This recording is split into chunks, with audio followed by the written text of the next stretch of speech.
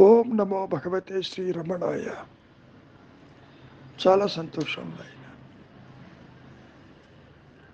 నీవు కాని దానితో అంటే ఆత్మీయతమరమైనటువంటి ఈ నశించిపోయే పాంచభౌతిక దేహంతో తాదాప్యము చెంది నేనంటే వ్యక్తిని, నేను కర్తని, ఈ దేహం లేకపోతే నేను లేను, దేహ ధర్మాలు నీ ధర్మాలని నీవు భావిస్తూ అడుగుతున్నావు.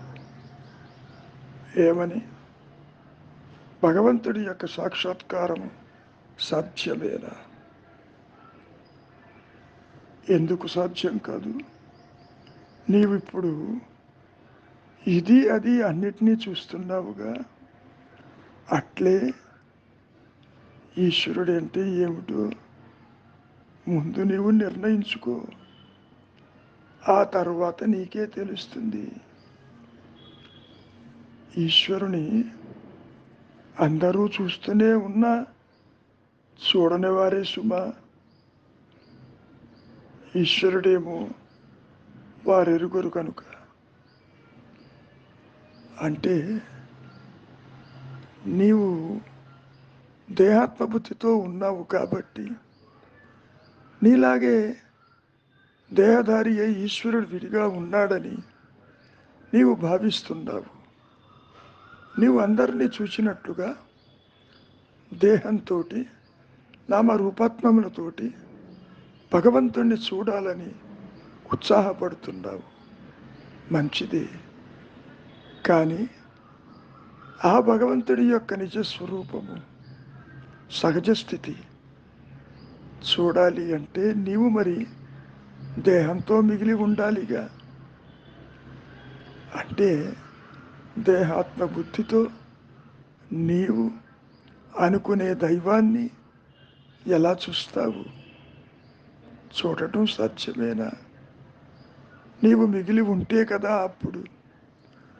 అంటే నీ సహజత్వమే ఆ భగవంతుడు, నీ సహజత్వమే ఆ జగత్తు, నీ సహజత్వమే ఇప్పుడు నువ్వు దేహాత్మ బుద్ధి అనుకుంటున్నావుగా, ఇది కూడా అదేను. జీవో బ్రహ్మైవ నాపరం. జీవుడు ఆ పరబ్రహ్మకి వేరుగా లేడు. నువ్వు వేరుగా అనుకుంటున్నావు.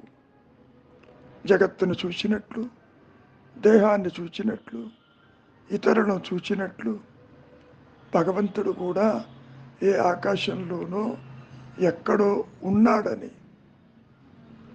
ఒక విషయం బాగా గుర్తుపెట్టుకోండి. జీవుడు, జగత్తు, ఈశ్వరుడు, ఈ మూడు కూడా మనస్సులో ఒక్కసారి ప్రకాశించి ఒకేసారి మూడు నష్టమైపోతాయి. ఇవి పూర్తిగా మానసికమైన భావనలు, ధోరణులు. అంటే నీవు దీన్ని ఏ విధంగా అర్థం చేసుకుంటావు? మానసిక జపం చాలా మంచిది. ధ్యానికి అది దారితీస్తుంది. ధ్యానానికి అంటే నీ సహజత్వానికి. మనస్సు, ఈ జపము రెండు ఏకమై పూజా స్వరూపం నీకు తెలుస్తుంది. ఎప్పుడైతే ఆ పూజిత వస్తువులో లీనం కావటం నిజమైన నిక్కమైన పూజ అది. అంతేగాని అహంకారాన్ని నిలుపుకుంటూ ఆలోచనల వెంట వెళుతూ ఎన్ని కర్మలు ఆచరించినా ఉపయోగం లేదుగా. దైవము పరమాత్మ నువ్వు వేరని అనుకుంటున్నావు. నీవే కాదు, అందరూ అలాగే అనుకుంటూ పుణ్యక్షేత్రాలని, పవిత్ర జలాలని సందర్శించు తిరుగుతూ ఉంటారు. నిజానికి అది నిజం కాదు. ఏకతకి భిన్నం అనుకోవటం, అభిన్నుడనుకో, భిన్నము కాదు. ఇక్కడ ఒకటే ఉన్నదని గతంలో కూడా చెప్పి ఉన్నాను. రెండు నేనులు లేవు. జీవుడు వేరు, పరబ్రహ్మము వేరు. కనుక నీకు జీవేశ్వర భేదము లేదని, ఒకటేనన్నటువంటి స్థితి సిద్ధిస్తుంది ఎప్పుడు ఈ అహంకారాన్ని విడనాడు. నీవు ఏదో అవ్వటం కాదు,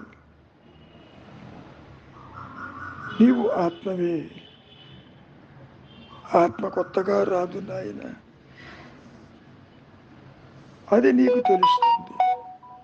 ఏది కొత్తగా రాదని, ఇప్పుడు కూడా అదే ఉన్నదని. నిద్రపోతున్నావుగా, నిద్రలో నీ స్థితి ఏమిటి? దేహం ఎరుగుదువా? జగత్తు తెలుసునా? సంసారం తెలుసునా? ఏదీ లేకపోయినా నీవు ఉన్నావు కదా. అక్కడ ఉన్నది మనందరి నిజస్వరూపమే. ఆ విషయం నీవు మర్చిపోతున్నావు. నీవనుకునే భగవంతుడు, ఈశ్వరుడు నిత్యస్థిత జ్ఞానమే.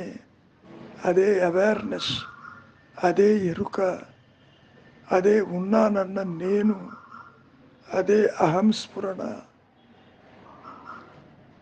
నీవు భగవంతుణ్ణి దర్శించటం అంటే భగవంతుడుగా మిగిలిపోవటమే, ఆత్మగా నిలిచి ఉండటమే భగవద్ దర్శనం, ఆత్మదర్శనం.